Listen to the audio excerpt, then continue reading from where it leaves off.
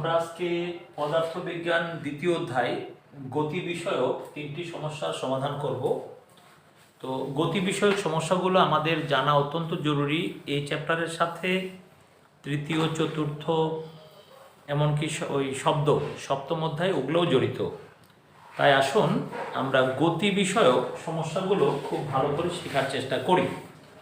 আমাদের প্রথম যে অঙ্কটি দিয়েছি আমরা, যে দেখাও যে কোনো বস্তুকে জি এর অর্ধেকের সমান আদিবেগে খাড়া উপরের দিকে ছুড়ে দিলে এটি 1 সেকেন্ড পর ভূপৃষ্ঠে পতিত হবে। যে একটা বস্তুকে আমরা উপরের দিকে ছুড়ে দিলাম, তো উপরের দিকে ছুড়ে দেওয়া মানে তো বুঝছেন, পৃথিবীর বিপরীতে আপনি মারছেন, u t minus half g t square. আমরা যে s equal to u t plus half a t square বলতাম, তো এখানে যদি পৃথিবীর দিক থেকে বিপরীত দিকে যায়, উপরে মারছি আমরা, তাহলে সূত্র হবে u t minus half g t square. এখানে জি এর অর্ধেকের সমান আদিবেগ, আদিবেগের মানটা দিয়েছে জি এর অর্ধেক মানে জি বাই 2। তো শিক্ষার্থী বন্ধু, আমরা একটু খেয়াল করি, আমরা দেখি কি করতে পারি আপনাদেরকে। এখানে পদার্থবিজ্ঞান সমস্যাগুলো এখন সারাবেন একটা পেজে, মাঝামাঝির চেয়ে একটু ডানে একটা টান দিয়ে এখানে কি কি দেওয়া আছে দেখবেন। যে কোনো বস্তুকে এখানে আদিবেগ u equal g by 2 metre per second, খাড়া উপর দিকে ছুড়ে দিলে এটি 1 সেকেন্ড পর ভূপৃষ্ঠে পতিত হবে। সময় t ইকুয়াল 1 সেকেন্ড। এখন আমাদের দেখাতে হবে যে বলছে যে দেখাও যে 1 সেকেন্ডে ভূপৃষ্ঠে পতিত হবে। আমরা এইটুকুন জানি, সূত্রটা লিখে ফেলি। জানা আছে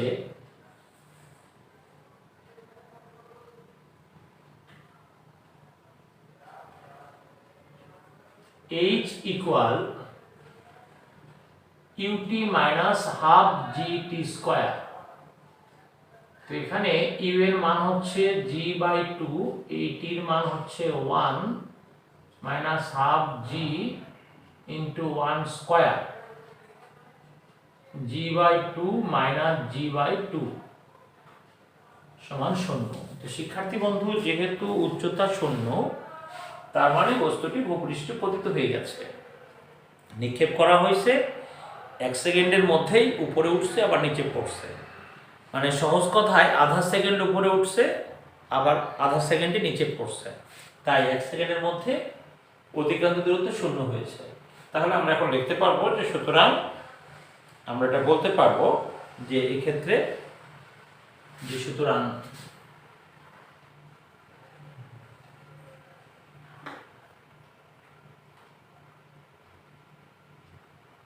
বস্তুটি ভূপৃষ্ঠে পতিত হয়েছে।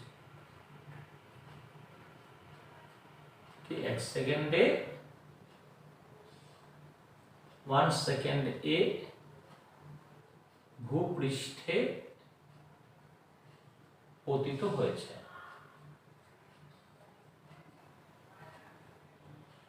এখানে লিখতে পারেন দেখানো হলো।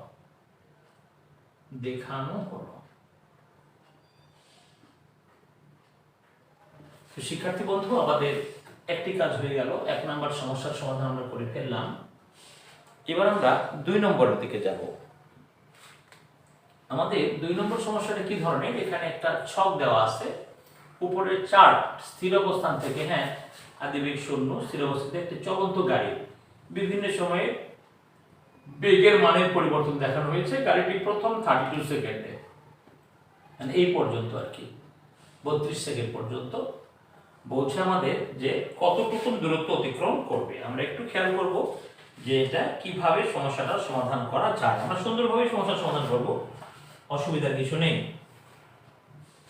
এমনি দেখা যাচ্ছে, দেখুন আমাদের এই যে 16 সেকেন্ড, প্রথম থেকে 16 সেকেন্ড পর্যন্ত কিন্তু ত্বরণে ছিল, যে আদিবেগ 0, তারপরে 4, তারপরে 8, প্রথম থেকে 16 সেকেন্ড ছিল ত্বরণে, আর পরবর্তী এই 16 থেকে 32 এই 16 সেকেন্ড ছিল সমবেগে।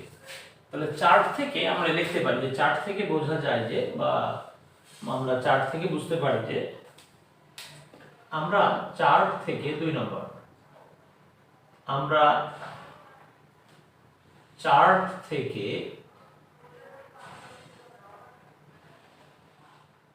বুঝতে পারছি যে বস্তুটি প্রথম 16 সেকেন্ড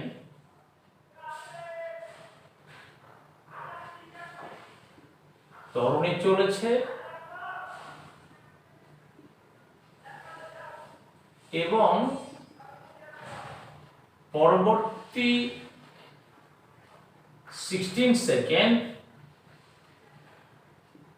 সমবেগে চলেছে। শিক্ষার্থী বন্ধু, বিষয়টা একটু খেয়াল করার আছে। এই যে দেখুন 0, 8, 16 এই পর্যন্ত বেগের পরিবর্তন হয়েছে, তাই এইটুকুন ত্বরণে চলেছে। আর পরবর্তীতে এই যে বাকি এখান থেকে এইটুকুন আবার 16 থেকে 32 সেকেন্ড, ওই 16 সেকেন্ড আবার সমবেগে চলেছে। তো শিক্ষার্থী বন্ধু, আমরা তাহলে 16 সেকেন্ডের অতিক্রম দূরত্বটা বের করার চেষ্টা করি। মানে ত্বরণে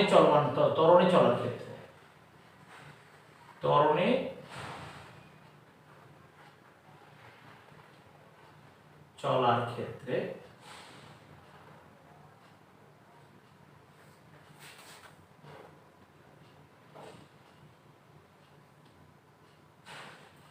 আদিবেগ u সমান 0 মিটার পার সেকেন্ড, আর ত্বরণ আমরা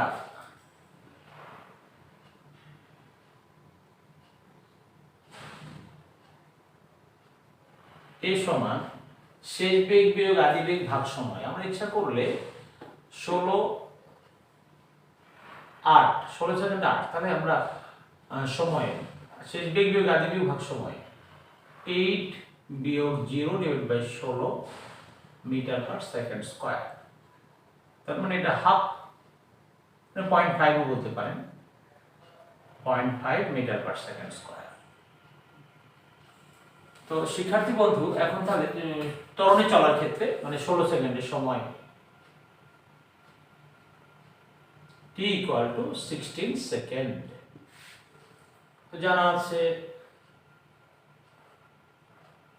s ইকুয়াল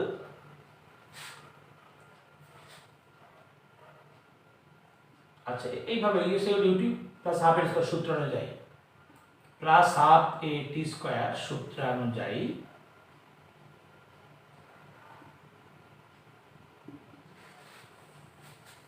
s এর মানটা আমরা s1 লিখতে পারি 0 × 16, এটা হাফ, এটা হচ্ছে 0.5 অথবা হাফ, এটাও লেখা যায় 0.5 বা হাফ একই কথা, আর t স্কয়ার 16 × 16।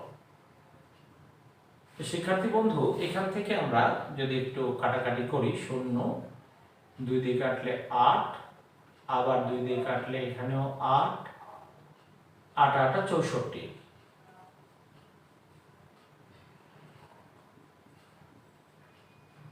এত মিটার। আমরা যখন মান বসিয়ে দিব আমরা ইচ্ছা করে লিখতে পারি এত মিটার।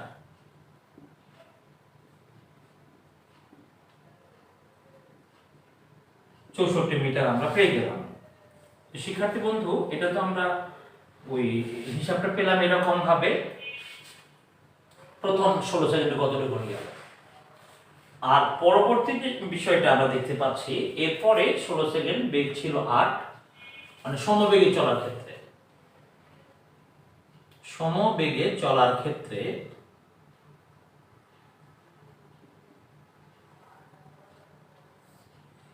s = vt সূত্রানুযায়ী s2 যেটা এটা, আর এখানে v সব আমরা দেখছি যে এই বেগটা চেঞ্জ হয়নি, অ্যাকচুয়ালি 8 8 8 বেগ 8, তাহলে v সমান 8 মিটার পার সেকেন্ড আর t সমান 16 সেকেন্ড। তাহলে বিষয়টা কি দাঁড়ালো, 8 × 16 মিটার, 128 মিটার। তাহলে মোট দূরত্ব কি হবে আমরা যোগ করলে পেয়ে যাবো। সুতরাং মোট দূরত্ব দিস প্লাস দিস, এটা জরুরি। সুতরাং মোট দূরত্ব বা নির্ণীয় দূরত্ব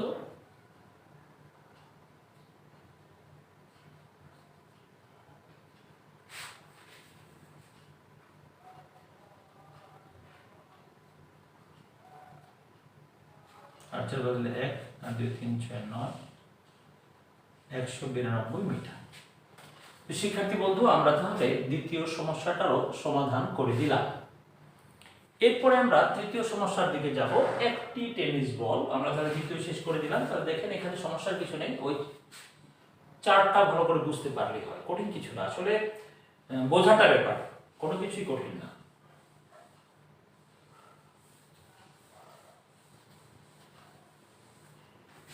এবার একটি টেনিস বল মাঠে সুষম মন্দন সহ চলতে শুরু করলো। প্রথম 60 সেকেন্ড পর্যন্ত 30 সেমি পার সেকেন্ড গড় বেগে চললো এবং পরবর্তী 60 সেকেন্ড পর্যন্ত বেগ হলো 10 metre per second.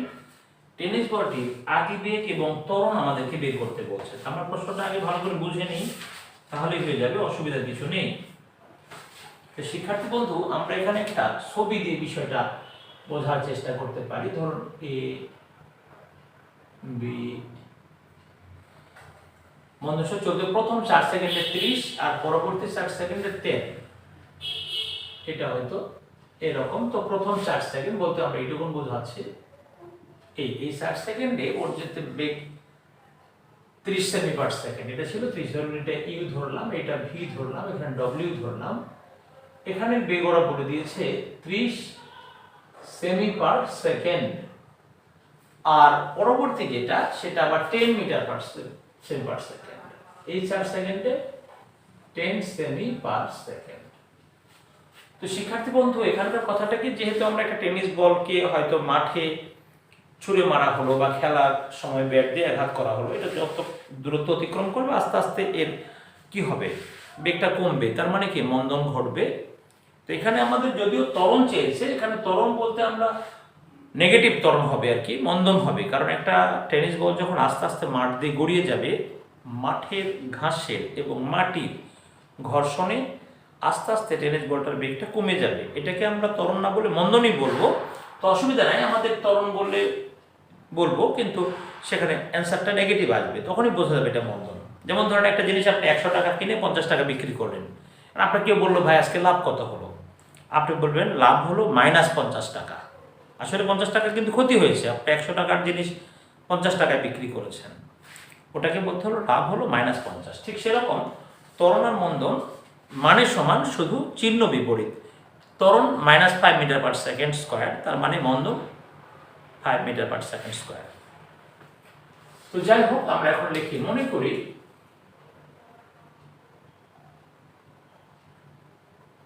A B এবং সি বিন্দুতে বেগ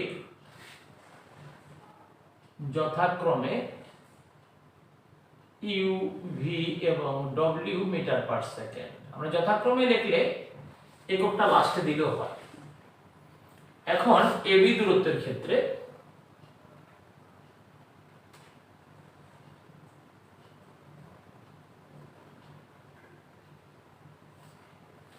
আমরা কি লিখতে পারি,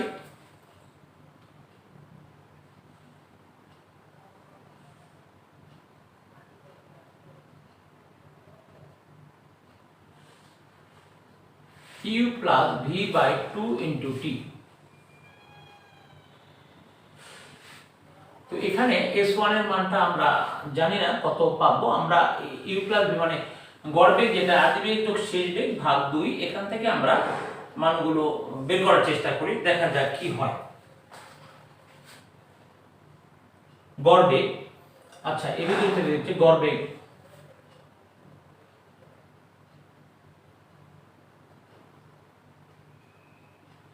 এটা সমান 30 মিটার পার সেকেন্ড, বা u plus V equal to 30 গুণন 2 60 মিটার পার সেকেন্ড। থাকুক, 1 নাম্বার সমীকরণে থাক, 1 নাম্বার আমরা পেয়ে গেলাম। পরবর্তী 4 সেকেন্ড, প্রথম 4 সেকেন্ডের ক্ষেত্রে আমরা এটা পেলাম গড় বেগ। মানে প্রথম ক্ষেত্রে গড় বেগ, এবি দূরত্ব প্রথম ক্ষেত্রে আমরা এবি দূরত্বের ক্ষেত্রে লিখে দিয়েছি। দ্বিতীয় ক্ষেত্রে মানে বিসি দূরত্বের ক্ষেত্রে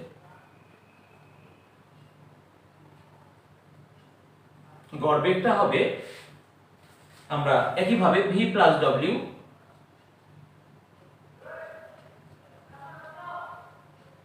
মানে আদি বেগ যোগ শেষ বেগ ভাগ 2, গড় বেগ মানে এটা যোগ এটা ভাগ 2, তাহলে বিসির ক্ষেত্রে এটা যোগ এটা ভাগ 2, এটার মান বলে দিয়েছে 10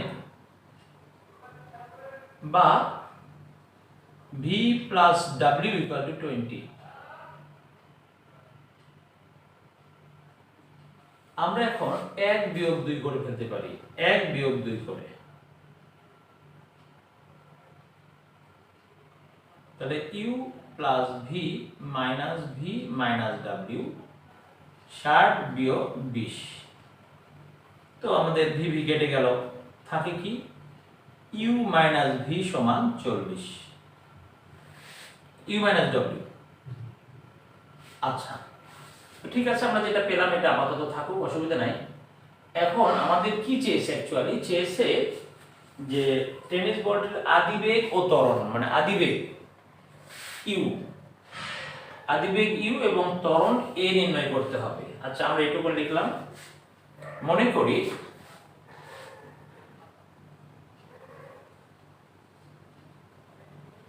আদিবেগ ইউ, কার আদিবেগ, টেনিস বলটির আদিবেগ ইউ মিটার পার সেকেন্ড এবং ত্বরণ a metre per second square. আচ্ছা ভালো কথা, এটা মনে করে আদিবেগ ইউ মিটার পার সেকেন্ড এবং ত্বরণ a metre per second square. আচ্ছা ভালো কথা। তো আমরা এখানে ত্বরণ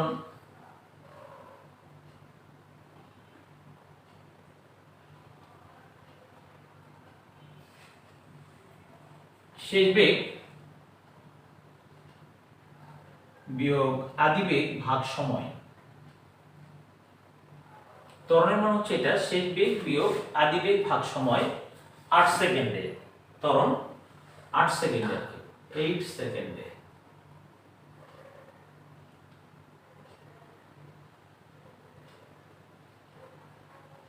বা আপনি ত্বরণ শেষ বেগ বিয়োগ ভাগ সময়, তারপরে আপনি হয়তো লিখলেন।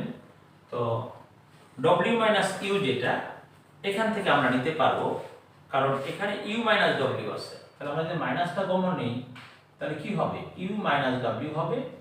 আর এখানে যেটা টি আছে, টির মানটা আমাদের 8 হবে, আমরা মানগুলো বসাই দিই, তাহলে এটার মান আসলো 40। এখানে সময় টি ইকুয়াল টু 8 সেকেন্ড। তো শিক্ষার্থী বন্ধু আমরা দেখুন মানে ত্বরণ কিন্তু বের করে ফেললাম, মাইনাস 5 8 40 এত মিটার পার সেকেন্ড স্কয়ার। ত্বরণের মান এখানে এসেছে -8, আমরা একটা কিছু পেয়েছি। তো সমস্যার কিছু নেই, এখন আমরা পরবর্তী যে কাজটা করতে চাচ্ছি, আমাদের ত্বরণ তো বেরিয়ে গেছে, 40 কে 8 সেকেন্ড, একটু ভুল হলো, এটা 8 হবে, এটা 5 হবে, টাইম তো 8 5। এখন আমরা ওই প্রথম ক্ষেত্রে হিসাব করলে ওখানে যদি আমরা মানটা বসিয়ে দেই তাহলে কিন্তু আমরা বের করতে পারবো। তো S1 ইকুয়াল টু আমরা যদি ওই সূত্র ব্যবহার করি আর কি, দেখি কি করা যায়। কারণ প্রথম ক্ষেত্রে আমরা উভয় ক্ষেত্রে গাড়ি কি বলছে, একটি টেনিস বল সুষম মন্দন সহ, তো অসুবিধা নাই, মানে সুষম মন্দন মানে কি একই হারে বেগ কমছে, তো সমস্যার কিছু নাই। মানে এখানে ত্বরণ চেয়েছে, উত্তরে প্রশ্নে আমার বলেছে সুষম মন্দন। আমাদের মন্দন এবং ত্বরণ নিয়ে খুব একটা প্রবলেম নেই, শুধু ত্বরণের ক্ষেত্রে পজিটিভ মানটা আসবে, মন্দনের ক্ষেত্রে নেগেটিভ মান আসবে, অসুবিধা নেই। এখন প্রথম 4 সেকেন্ডের ক্ষেত্রে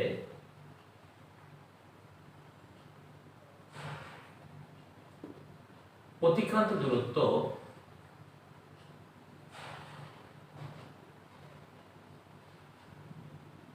আমরা যদি সূত্রটা বসিয়ে দিই,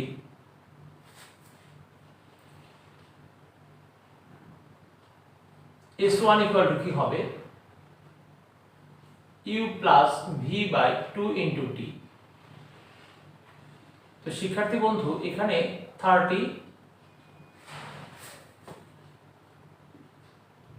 আমাদের কি বলেছে ওরা, যে 30 সেমি পার সেকেন্ড গড় বেগে চলছে, তাহলে এটার মান 30, এই গড় বেগের মান হচ্ছে 30, আর এটা তো প্রথম 4 এত মিটার। আচ্ছা, আবার S1 ইকুয়াল ut বা t1 লিখতে পারেন, 4 second ut plus half at square, half at square.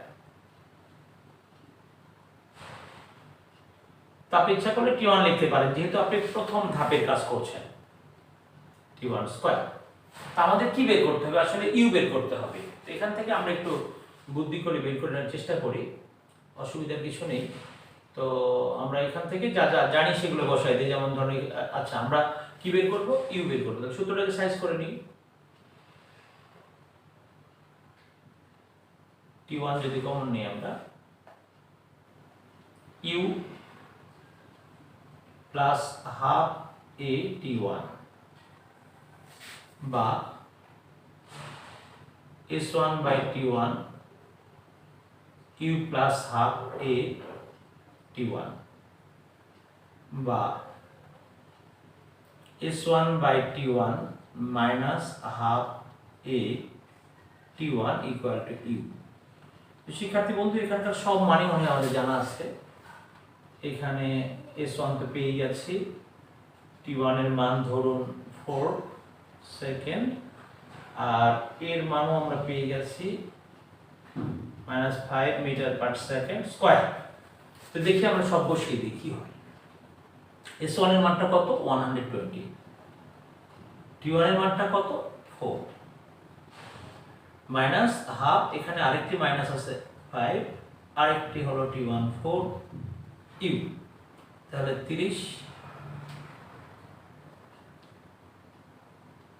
10 you, you সমান 40। শিক্ষার্থী বলতে একটু আমরা ভালো করে দেখি সবাই। সুতরাং বলটির আদি বেগ এত,